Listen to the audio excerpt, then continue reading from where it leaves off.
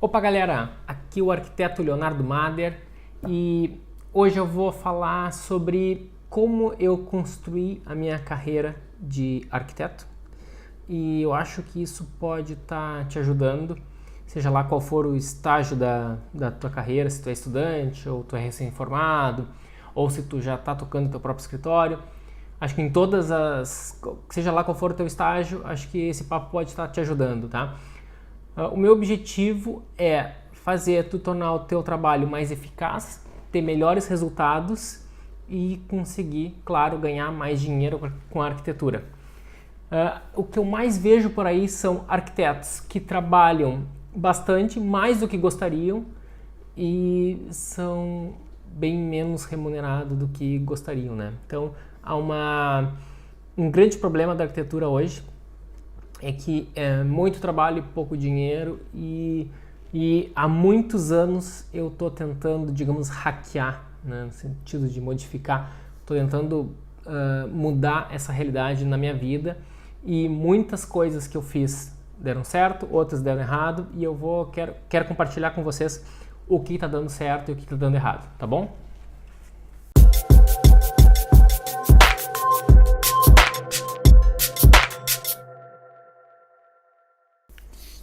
Bom, como tudo começou? Eu era um estudante lá em Porto Alegre, na faculdade de arquitetura. Hoje, só para vocês entenderem, eu estou em Londres, eu moro em Londres. Trabalho tanto no Brasil quanto na Inglaterra. Tem outros vídeos, procura um pouco aí que tu vai entender um pouco da minha história, né? Trabalho tanto com escritórios ingleses, quanto também coordeno o meu próprio escritório em Porto Alegre, faço arquitetura de alto padrão, um trabalho bem bacana, com excelentes clientes, e consigo hoje cobrar um valor bem bacana pelos meus projetos e tudo isso vinculado à questão digamos, de um projeto mais autoral. O tipo de cliente que me procura hoje é um tipo de cliente que quer uma obra especial, quer, digamos, fazer a casa dos seus sonhos, com casas chegam até ter mais de 1.000 metros quadrados essas casas, usando materiais sofisticados, sistemas sofisticados, construtivos. São casas que têm um valor construtivo mais caro e com isso faz com que seja mais fácil cobrar um projeto com valor diferenciado e com uma batida, digamos, mais autoral, né? Um projeto mais especial. E esse é o nicho que eu mais gostei de trabalhar, que eu achei um bom equilíbrio entre conseguir exercer a parte criativa, que eu tanto adoro, quanto também conseguir ser bem remunerado por isso, tá? Mas como tudo começou? Na faculdade eu era um cara que estava sempre muito frustrado, que eu não conseguia apresentar meus projetos, eu não conseguia me destacar na faculdade. Quando eu cheguei na faculdade, eu achava que bem no início, quando eu entrei na faculdade, eu achava que todos os meus colegas estariam num nível semelhante, mas não, na verdade descobri que alguns vinham de desenho técnico, alguns já sabiam um pouco de desenho técnico e eles se destacavam muito nas disciplinas de desenho, de projeto.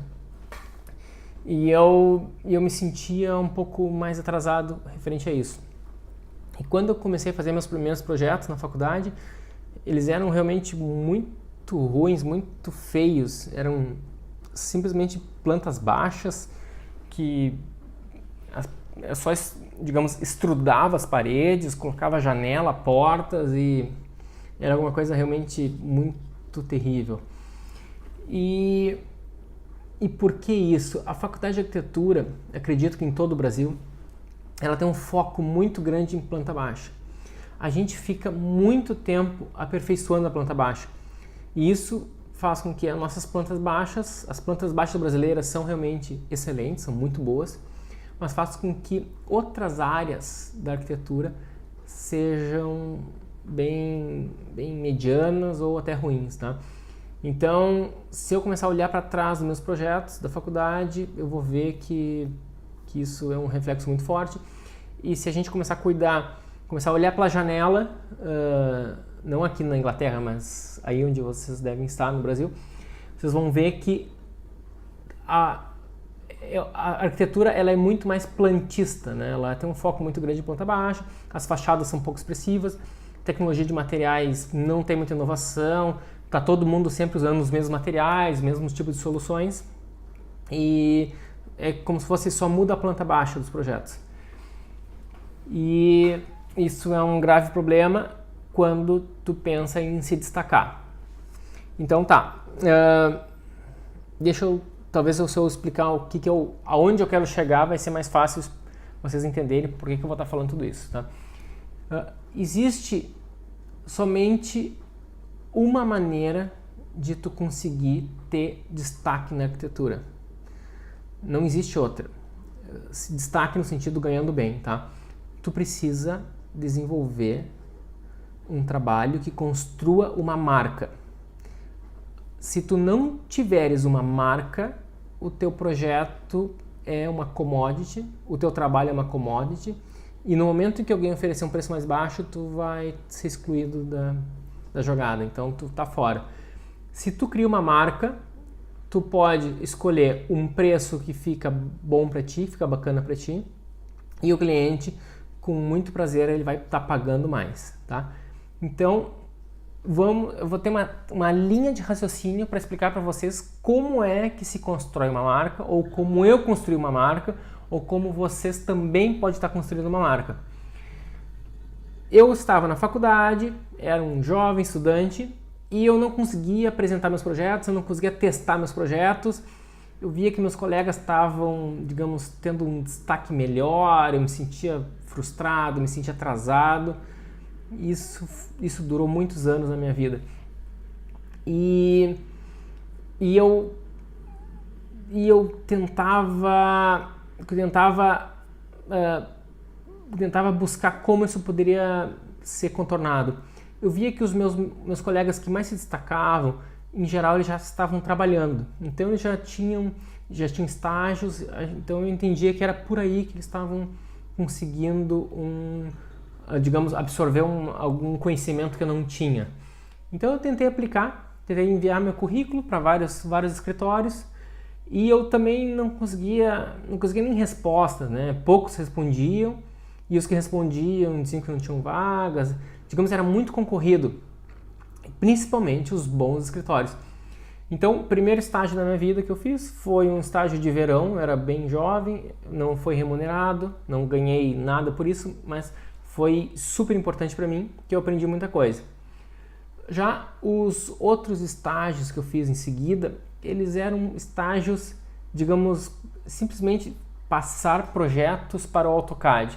Projetos que estavam à mão ou projetos que estavam em desenhos antigos para o AutoCAD.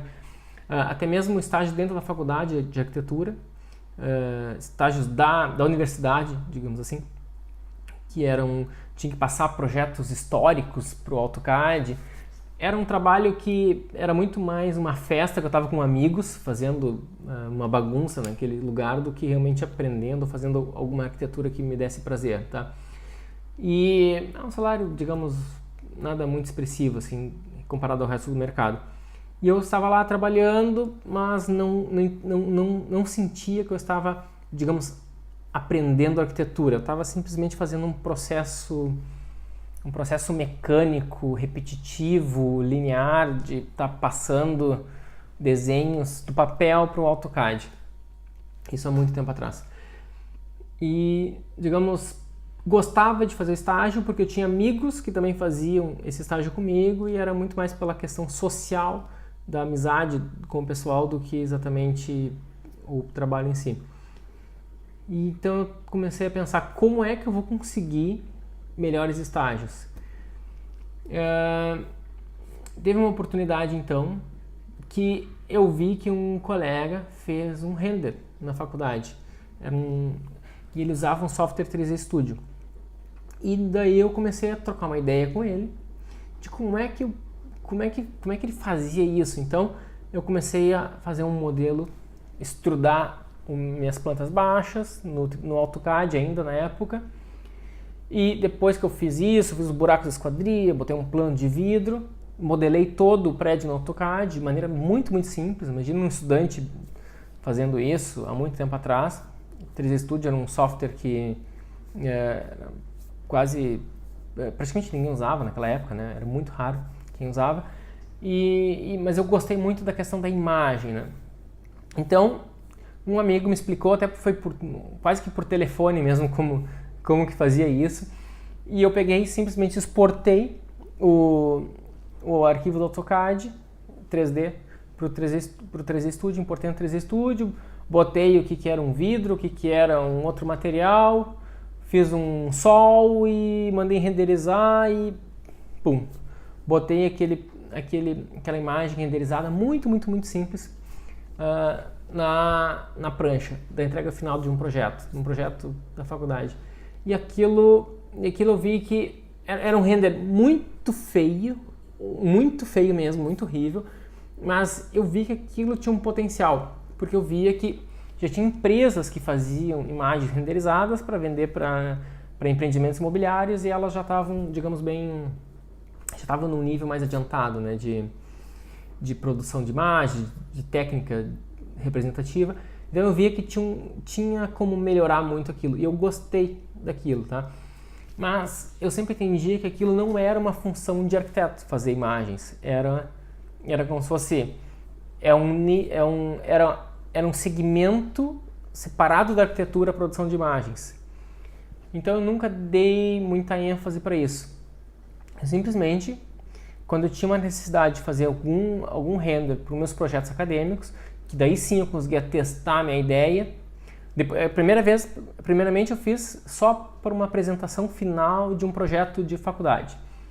Depois eu comecei nos outros projetos, eu comecei a também testar no meio do projeto, começar a fazer um ou outro render e eu conseguia testar então se aquilo estava ficando bacana, se era mais ou menos o que eu queria ou não. Com o tempo eu comecei a construir um portfólio que tinha tanto desenhos técnicos quanto algumas imagens.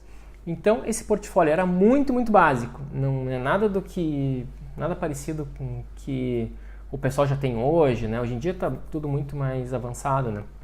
Então mesmo um estudante que teria a minha idade naquela época, né? Um estudante de hoje já tem portfólios bem mais bonitos, bem mais avançados. Naquela época era tudo muito básico. Então eu tinha alguns desenhos técnicos e eu tinha algumas imagens. Então eu comecei a aplicar, comecei a enviar os meus currículos, meu portfólio para alguns escritórios. De repente, um amigo estava trabalhando numa empresa muito bacana. Era uma empresa de Porto Alegre chamada GAD Design, GAD, G-A-D. Era uma empresa que já tinha na época cerca de 70 funcionários, era uma empresa muito grande, era muito interessante. E então ele estava saindo da empresa e estava abrindo a vaga dele. Então ele me convidou para fazer uma entrevista e eu então apliquei para lá e eu vi que na entrevista chamou a atenção que tinha essa junção de produção de desenhos técnicos, que todo arquiteto sabe fazer, fica a faculdade inteira fazendo isso, né? Então eu diria que 100% dos arquitetos que existem por aí, eles só conseguiram diploma porque eles são capazes de fazer planta, corte, fachada e alguma ampliação. Então tinha desenhos técnicos com imagens. E então eu consegui aquele trabalho. Aquele trabalho foi muito importante para mim porque eu era um estudante ainda, mas eu já ganhava, digamos, um salário bem mais alto do que um estágio. Era, digamos, praticamente um trabalho de verdade e tinha uma responsabilidade legal, só que eu fazia peças como se fosse design de produto, fazia estandes para feiras, era uma coisa como arquitetura efêmera ou como design de produto, né? Peças de merchandise para botar em cima de mesas de restaurantes, quadrinhos de restaurante, e eu usava muito a ferramenta 3D para isso. E também tinha que fazer o desenho técnico disso, que era muito simples. O desenho técnico tinha que fazer a imagem, todo mundo aprovava a imagem, depois que a imagem estava pronta, a gente então fazia o desenho técnico disso. Era muito criativo, extremamente criativo, não era tão elaborado quanto fazer um projeto de arquitetura, é muito mais simples, mas era super divertido. E a comunidade, então pela primeira vez eu trabalhei num ambiente em que tinha muitas pessoas, tinha pessoal exclusivo de atendimento, pessoal exclusivo de produção, eu era só produção, estava no núcleo de produção, algumas meninas era só atendimento, então elas atendiam o cliente, elas não desenhavam nada, tinha diretores, tinha redatores, era quase uma agência de propaganda, não era bem isso, né, mas tinha design gráfico e tinha um setor de arquitetura. Eu não trabalhava no setor de arquitetura. Setor de arquitetura fazia restaurantes, faziam lojas, arquitetura comercial realmente, mas o meu setor era de produtos, né? Produtos e estandes.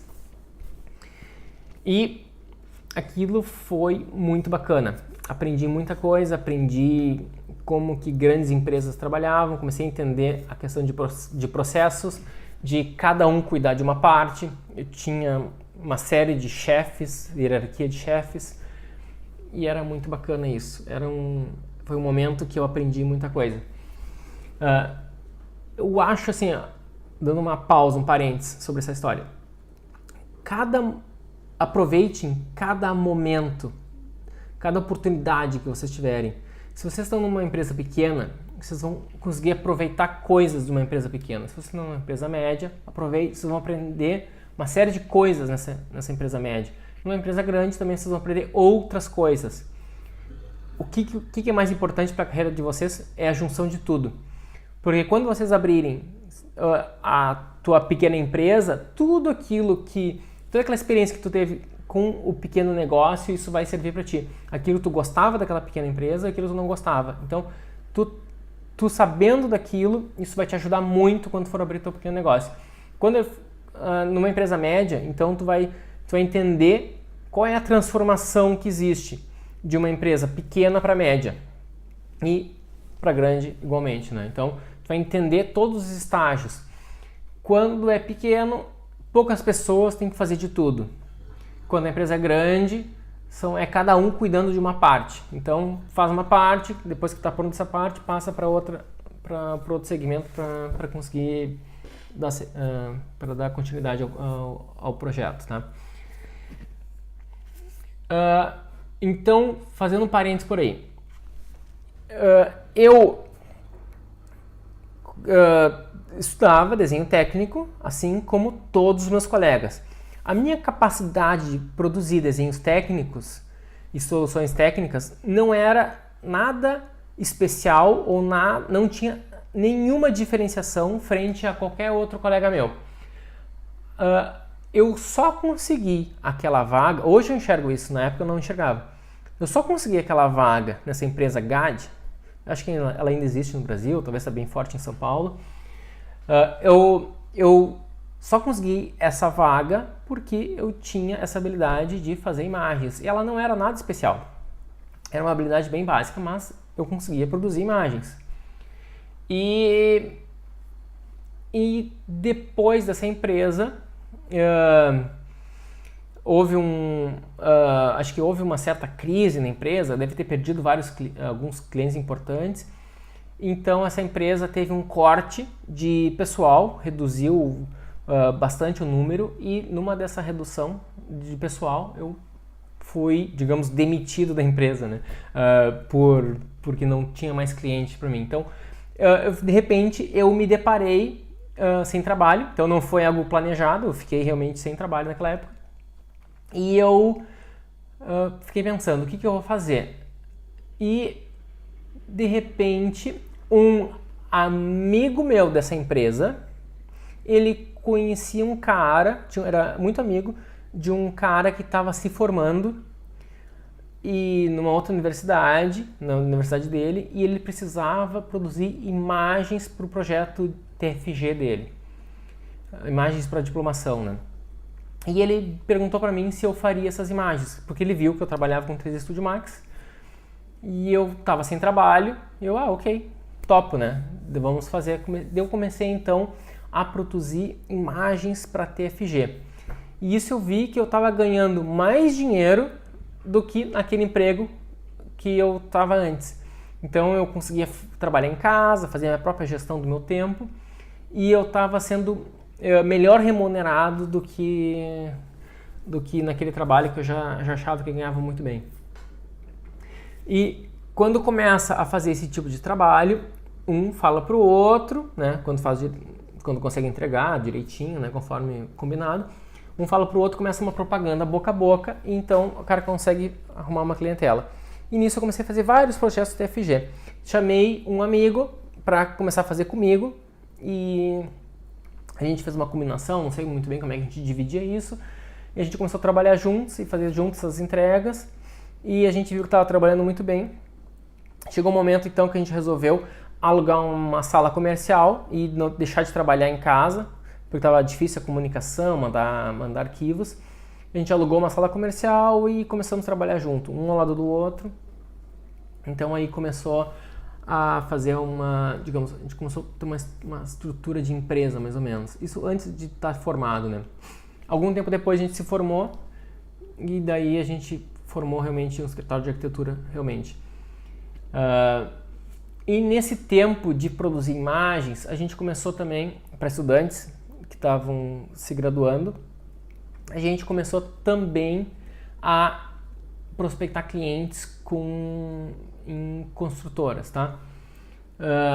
Tinha uma construtora que queria fazer imagens e a gente começou então a bater na porta deles e a gente conseguiu então fazer estudos de apoio a arquitetos. Eles queriam testar se as fachadas que a construtora estava fazendo estava bonita ou não. Não eram imagens finais para venda do imóvel, era só imagens de estudo para o trabalho de arquitetura.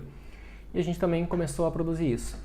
Então, o que significa isso? Foi uma casualidade. Eu, na minha cabeça, eu não tinha planejado, eu não tinha visto que o simples fato de eu entrar no mundo do 3D Studio Max podia abrir portas para mim. O que aconteceu também? Na faculdade, eu ainda estava na faculdade nessa época, eu vi que eu produzia imagens e todo mundo entendia melhor o meu projeto.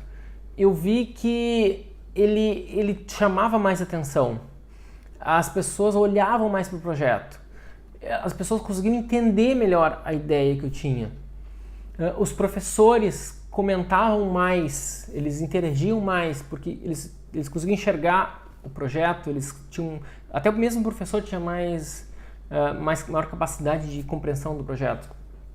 E eu comecei a notar que realmente a imagem ajuda muito na questão de apresentação de um projeto, de uma ideia, mas antigamente eram recursos bem básicos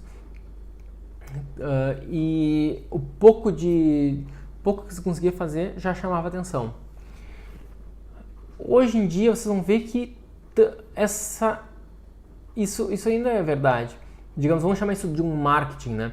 Então, um prédio, se alguma construtora quer lançar um empreendimento e ela faz uma imagem mais ou menos, não muito bonita, ela vai ser difícil de conseguir vender isso.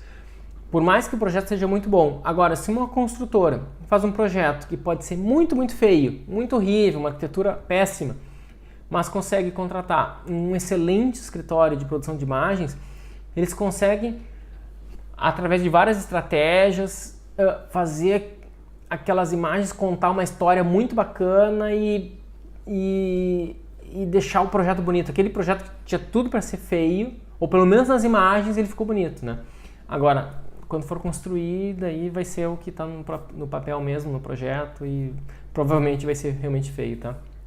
Mas vai ajudar a vender. E para o construtor, a princípio, né, em primeiro momento, um construtor de visão a curto prazo é o que interessa, tá? Um investidor, no caso. A estratégia correta para um bom investidor seria ter tanto um bom material de venda, mas também uma arquitetura,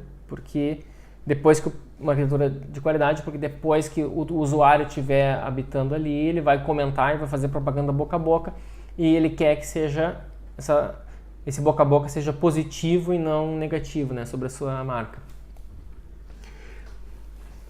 Então, eu consegui digamos, hackear um pouco a minha carreira na arquitetura, hackear no bom sentido, né, de conseguir modificar, conseguir uma vantagem maior na arquitetura no início da minha carreira, graças à questão de imagens.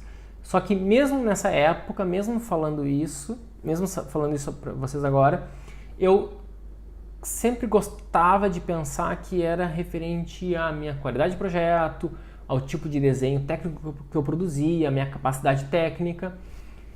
E hoje eu enxergo que a minha capacidade técnica era, digamos, mais ou menos a média, assim, era mais ou menos normal, assim, não era tão distante, né? Então, realmente eu tive essa ajuda da produção de imagens. Então, pessoal, eu tinha esse medo de ser reconhecido durante a faculdade como um cara que fazia projetos sem expressão, projetos sem criatividade. E a questão criativa para mim sempre foi muito forte. A questão criativa foi o que fez o que eu decidisse fazer arquitetura, e até hoje é, digamos, a minha grande paixão em lidar com a arquitetura é realmente a questão criativa.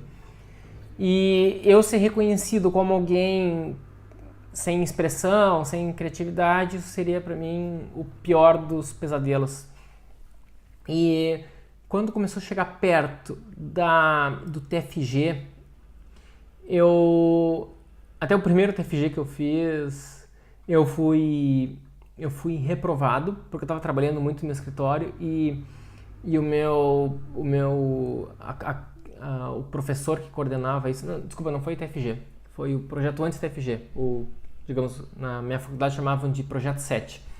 O projeto 7, eu fui reprovado porque o professor alegava que eu estava pouco na aula, né? Então eu estava, acho que, tão envolvido com meus trabalhos da minha empresa que eu já estava tocando, meus outros TFGs que eu ajudava a fazer as imagens para o outro pessoal, que eu acho que o professor achou que eu estava muito pouco presente na aula e me reprovou por isso.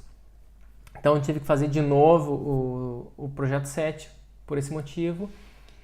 E quando chegou a hora do TFG, quando chegou a hora do TFG, eu tinha realmente esse medo de ser reprovado. Por que isso? Porque acho que é natural, acho que todo estudante tem esse medo de ou conseguir uma nota baixa, e parece que se tu for mal no TFG, parece que isso vai ser alguma coisa que vai estar te levando na carreira, tá? Não é verdade, tá? Tu pode... não existe nenhuma lógica que diz que os melhores estudantes de uma universidade são os que têm uma carreira mais brilhante. É quase que o inverso, tá? Não necessariamente isso. Na verdade não tem nenhuma lógica, tá? Mas eu tinha esse receio. E quando chegou a hora do TFG, então eu peguei e eu mesmo já consegui produzir minhas próprias imagens. Isso me deu uma tranquilidade bem maior e eu consegui fazer alguns detalhes ampliados, um pouco mais do que poderia ser o projeto. E isso eu vi que para um TFG tem um grande impacto. A banca consegue... Tu tem pouco tempo para apresentar o teu projeto para a banca. Então, se tu mostra já em 3D, a banca entende mais fácil o que é o teu conceito, o que é a ideia que tu quer, e é excelente, tá? Então, com certeza, um TFG, eu diria que é quase obrigatório a produção de imagens.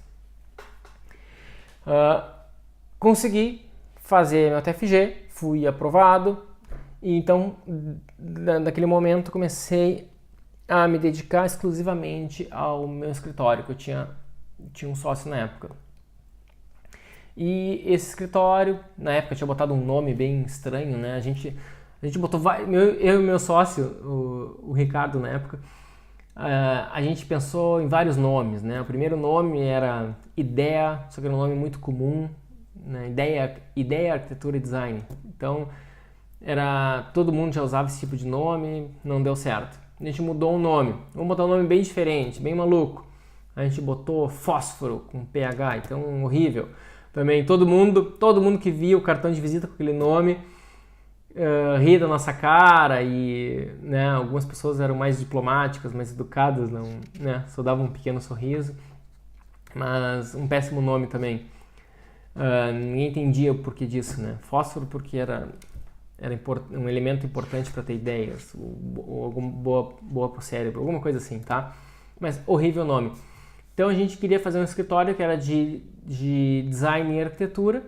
Então a gente fez uma abreviação que era DS de design e depois AR de arquitetura, então ficou DESAR, um nome meio assim, meio esquisito, mas esse, digamos, uma sigla de 4 letras, e esse durou por um tempo, tá? Então com esse nome, eu e meu sócio tínhamos esse escritório, e esse escritório durou até 2 anos depois de formado.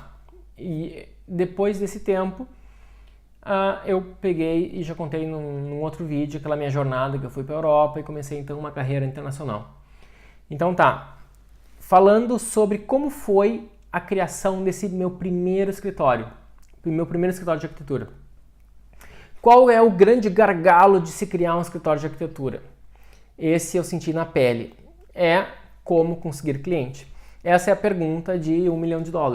Como vender arquitetura, como conseguir cliente, como ser remunerado fazendo o que se gosta. Então, esse foi o grande desafio. Só um minuto. Como eu consegui meus primeiros clientes? Eu acho que num outro vídeo eu comentei uma parte, mas anterior a tudo aquilo começou então. Primeiro, comecei a fazer estágios. Começando a fazer estágios, eu consegui um trabalho numa empresa melhor. Essa empresa melhor é uma empresa grande, conheci muitas pessoas. Comecei então a fazer contatos. Vou fazer um desenho aqui para vocês.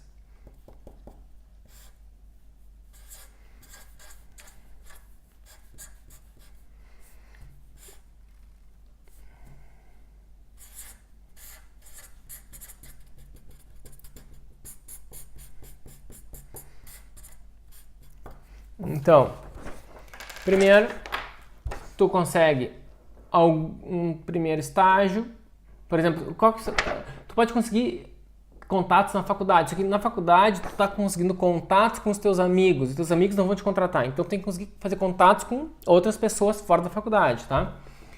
Consegui um estágio, comecei a fazer alguns contatos. Depois fui para um outro estágio, comecei a fazer novos contatos com outras pessoas, começou a abrir a minha mente.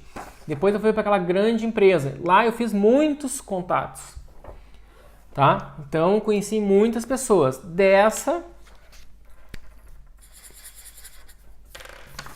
um contato me levou, tá, para um cliente. Tá? Então, desse cliente, depois começou a outros clientes, tá? E esses clientes, então, o que são esses clientes? Desse estágio, eu consegui fazer uma indicação. Tu faz aquele imagens para TFG? Sim. Tava sem trabalho, já contei, tinha sido, digamos, demitido, convidado a sair. Então eu saí, tava sem trabalho. Deixa que eu faça essas imagens. Comecei a fazer a imagem. Casualmente, a namorada dele também era colega dele, estava se formando. Já fiz dois juntos.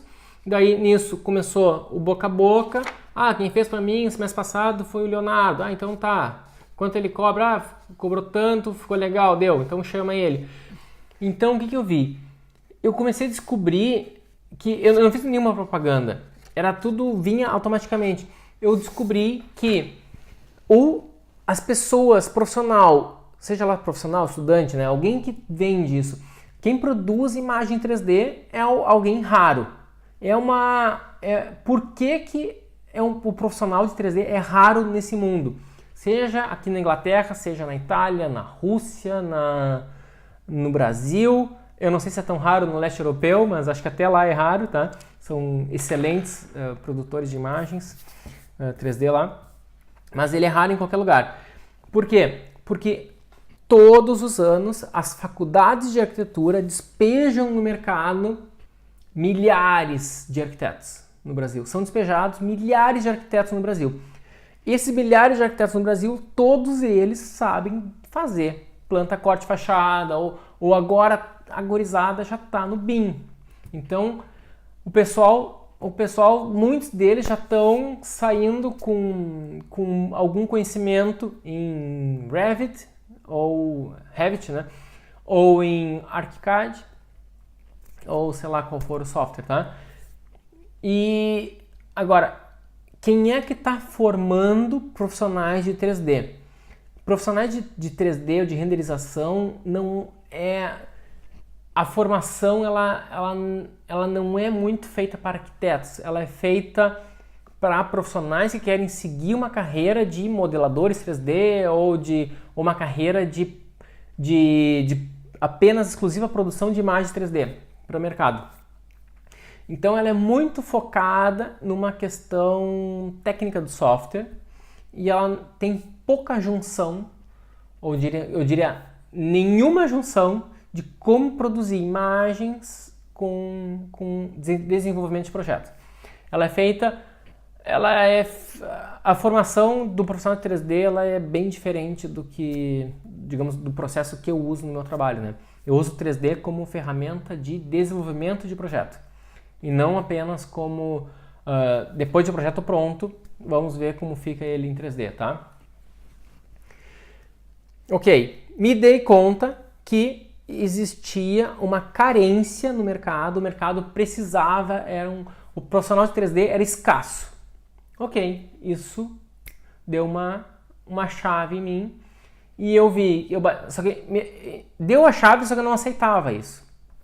O que eu queria? Eu queria era fazer casas, prédios, qualquer projeto que fosse coisa de arquiteto eu queria fazer planta, queria fazer corte, queria fazer fachada, eu queria aprovar na prefeitura, eu queria era fazer detalhamento técnico, eu queria era pisar na obra, eu queria era ver tudo aquilo que eu concebi desde o início até o fim sendo concretizado.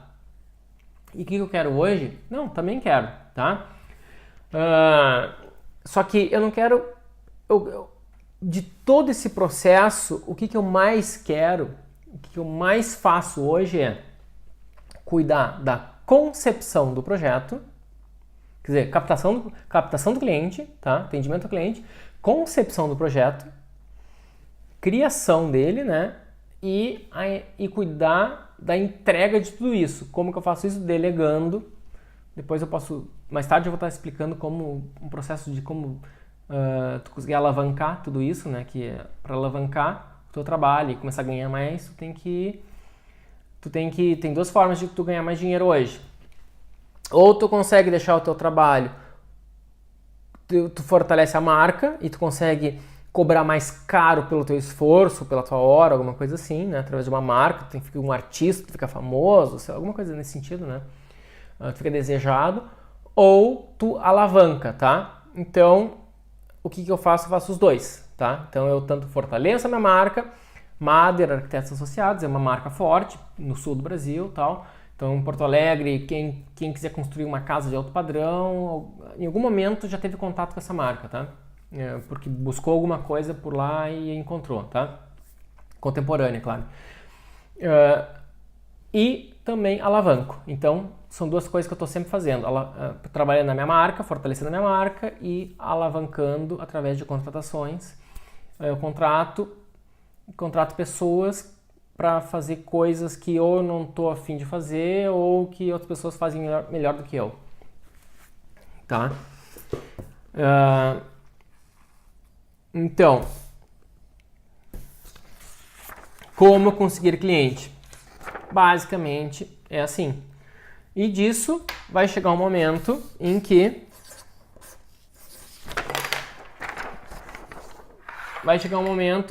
esse cliente daqui pode estar te indicando para uma coisa maior, tá? Essa coisa maior pode ser esse passo que tu está querendo, que é esse projeto que envolve essa questão mais técnica. Daí eu comecei a ter comecei a me dar conta de algumas realidades da arquitetura. Quando eu comecei a fazer projetos de verdade, concepção, anteprojeto, projeto legal, executivo, comecei a lidar com prefeitura, com vai e vem de correções, e começa a lidar com engenheiros, compatibilização de projetos. Eu comecei a ver que a gente cobra para fazer um projeto, que é uma sequência de desenhos. A gente cobra para fazer esse monte de desenhos, mas na verdade a gente tem um trabalho muito maior do que isso, porque tem que ficar lidando com essas pessoas. Então eu descobri que todo esse vai e vem, essa questão de mudança de projeto, ajuste de projeto, isso aí acaba consumindo muito o nosso lucro estimado inicialmente, tá? E quando eu fazia os meus renderzinhos para estudantes que estavam querendo se formar, era muito mais controlado esse mundo, porque eles tinham uma entrega, uma data definida, eles estavam apressados, eles mandavam o projeto por e-mail para mim, eu recebia, e eu fazia a imagem, mandava para eles, botava uma prancha, entregava, me pagavam, tal. Era alguma coisa que tinha uma data para acabar definida. E quando eu comecei a fazer projetos de verdade, todo o processo e cuidar e ser responsável por tudo isso, eu vi que o processo era muito mais lento e tinha muita volta, e eu não era remunerado por esse retrabalho. E isso começou, digamos, embora era tudo isso que eu queria, eu começava a ganhar menos do que eu gostaria de ganhar. Eu não sentia que eu estava crescendo da maneira que eu imaginava. Eu pensava que quando eu começasse, seria o próximo estágio, né? Depois de fazer todas essas imagens, eu começasse a trabalhar com um projeto de arquitetura de verdade, todo o processo, assinando projetos, eu ia estar ganhando muito mais. Eu ia estar... mas não era verdade, tá?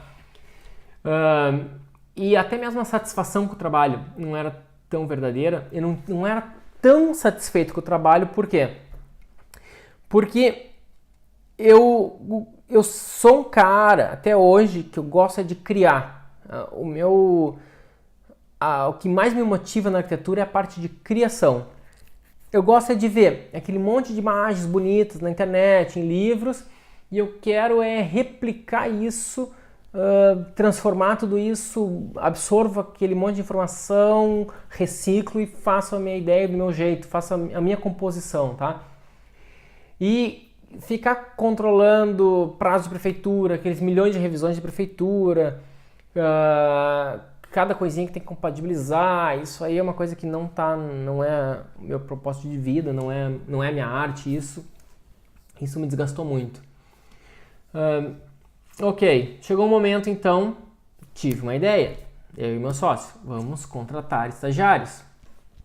Vamos contratar estagiários, daí a gente começa, o primeiro estagiário que a gente contrata, eu não sei vocês, tá? Mas o primeiro estagiário que eu contratei, eu tinha dificuldade de saber o que passar. É como se parecia que tudo que eu passava era pior.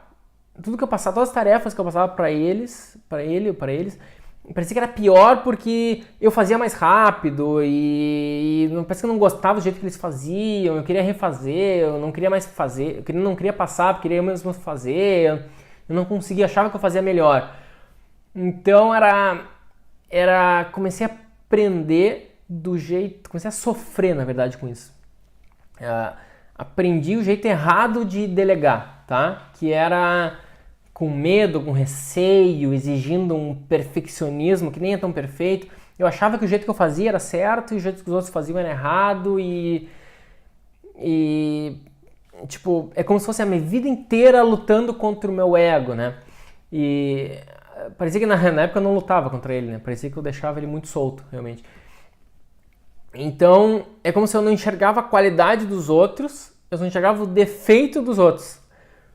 Então, eu tinha dificuldade de lidar com isso. O que eu fazia, então? Pegava o material feito pelos estagiários, e refazia quase que por completo ali. Isso, o que acontecia?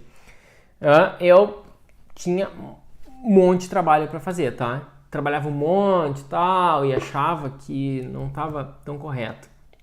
E daí eu olhava na internet, olhava lá, tá escritórios na Europa, centenas de arquitetos trabalhando nesse escritório, e eu pensava, mas como que esse pessoal consegue fazer a gestão de tanta gente? Eu não consigo fazer a gestão de 1, 2 estagiários, né? O que tá... Eu achava isso um absurdo, né? Um absurdo eu não saber fazer isso. E eu ficava encantado com esse mundo de realidade, de arquitetura europeia, que como que esse pessoal... E a arquitetura deles era excelente, eles fazem tudo muito bem, com muita gente. O que eles estão tomando no café da manhã para ser tão bom assim, né? Então eu queria saber o que era o segredo deles.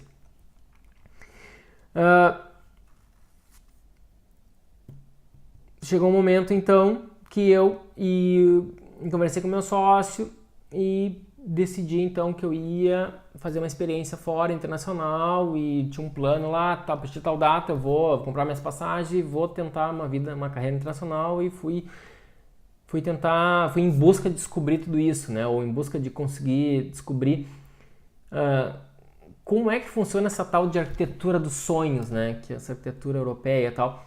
Hoje eu tô aqui, tá? Tô na Inglaterra. Eu vivo essa arquitetura. Ela não é exatamente uma arquitetura dos sonhos. Ela é uma arquitetura mais avançada, talvez em todos os processos, em todos os níveis comparado ao Brasil, ou quase todos, tá? Com exceção de autonomia, mas para que autonomia, né? Se o que importa é que o negócio seja bom, tá? Aqui tu tem menos autonomia.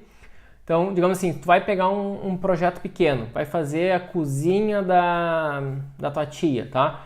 Então, é só tu e a tua tia, tem uma autonomia muito grande. Tu vai trabalhar no novo aeroporto, numa grande cidade. Então, tu tá fazendo só alguma parte pequena desse aeroporto. Então, o teu trabalho é bem menos, né? O que tu cria ali tu tem uma série de limitações do que tu pode mudar ali, tá? Então tem muito menos autonomia naquele projeto grande do que tu tivesse fazer a cozinha da tua tia, tá? Então, para que autonomia, né? Dependendo do raciocínio que tu queira ter. Então, pessoal, tô querendo saber de vocês. Não quero deixar esse vídeo longo demais. Quero saber, o que eu tô falando para vocês tá ajudando a esclarecer alguma coisa?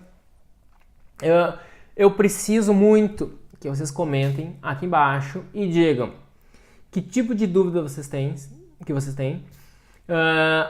vocês gostariam de estar vendo nos próximos vídeos, o que é o grande gargalo que está impedindo vocês de crescer hoje. Tu é estudante? Me fala, já fui estudante. É recém-formado? Tá procurando emprego? Me fala. Eu também já fiquei sem emprego, já tentei de tudo, tá? Já mandei meu currículo para um monte de lugar e nada de respostas. Sei o que é isso. E hoje eu recebo um monte de currículo também. Se vocês quiserem, eu posso falar do que é os currículos que mais me chamam a atenção, o que não me chama, o tipo de portfólio, se é o que vocês querem saber. Montar um escritório. Como é que se monta um escritório no Brasil? Posso estar falando isso para vocês. Como é que não se monta um escritório no Brasil? Também posso estar falando isso. Vou falar tudo o que eu fiz e deu errado, tá? Então, a minha experiência, não só para montar um escritório, mas para muita coisa, vale para até dizer para vocês como não se deve fazer, tá? Então, eu sou um cara que já errei muito, e eu acho que no momento que eu divido isso com vocês, eu acho que eu consigo poupá-los pelo menos desses erros, tá? E também, o mais importante, quero dividir com vocês o que eu tô acertando, o que eu acertei no passado. Já adianto, valorizem as conexões, valorizem as pessoas com quem vocês trabalham, sejam muito gentis com cada um. Às vezes, se tu é um arquiteto já formado e tem um estagiário que trabalha contigo, valoriza esse cara, dá bom dia para ele, seja legal com ele, tenta ajudar ele. o mundo dá voltas e daqui a pouco aquele estagiário monta uma super empresa no futuro e daqui a pouco tu vai estar pedindo o trabalho para ele, tá? Então isso acontece. Te liga nisso. Seja um cara muito legal com os seus chefes, seja um cara extremamente leal com a empresa que está trabalhando agora, seja super verdadeiro, seja super honesto. Essas pequenas ações que tu faz hoje vão dar um impacto incrível para o teu futuro. Fica ligado nisso. Vai abrir um negócio. Ao abrir um negócio, todas as conexões que tu fizeste no passado, elas acabam sendo super importantes, até para indicação para clientes. Uma conexão passada pode te indicar para alguma coisa. Quando está começando, o pequeno trabalho ele é importante. Tu tem que só ajudar o teu vizinho a fazer uma estante. Vai lá, ajuda ele, entendeu? Se vai cobrar ou não vai cobrar, isso não é o mais importante. O mais importante é, por onde tu estiver passando, tu tem que sempre ser reconhecido como um cara que ajuda, que contribui, e daqui a pouco aquele teu vizinho que tu ajudou ele a fazer o projeto da estante, deu umas ideias sobre a casa dele, ele pode estar te recomendando para um trabalho, pode estar te conseguindo de mão beijada um cliente incrível que é realmente aquele próximo passo, aquele próximo estágio para tu subir de nível e tu conseguir aquele trabalho incrível, tá? Como eu hackeei, como eu consegui pular várias etapas da minha vida no escritório de arquitetura foi através de produção de imagens. Quero estar sabendo de vocês, se vocês querem que eu mostre como é que eu faço minhas imagens, como é que eu uso o 3ds Studio Max. Eu pego e importo com muita facilidade arquivos de modelados em SketchUp, jogo para o 3D Studio Max, faço uma luz bacaninha ali, já renderizo. Faço todos os projetos do meu escritório em Revit, uso BIM. Pego os projetos do Revit, jogo para o 3D Studio Max, renderizo. Hoje eu estou aqui com o Mac, vocês estão vendo aqui talvez. Às vezes eu trabalho no Mac, geralmente eu trabalho num PC, tá? Esse Mac aqui eu uso para outras atividades, mais para cuidar da gerência do meu trabalho, do meu escritório. E é portátil, levo em viagens e tal. Mas se quer saber a especificação correta para trabalhar em software 3D, é um PC, um belo PC, de preferência um desktop, um i7 e tal. Posso estar falando mais sobre isso, querem saber a especificação. Como é que eu modelo um projeto do zero, um 3D Studio Max, posso estar explicando isso para vocês. Que tipo de renderizador eu uso o Corona, fantástico, incrível, perfeito, rápido, fácil, né? Tudo de bom, como dizem os ingleses, easy peasy, né? Fácil. E, bom pessoal, acho que eu vou ficando por aqui, comenta aí embaixo e vamos nos falando. Até o próximo vídeo. Falou, tchau.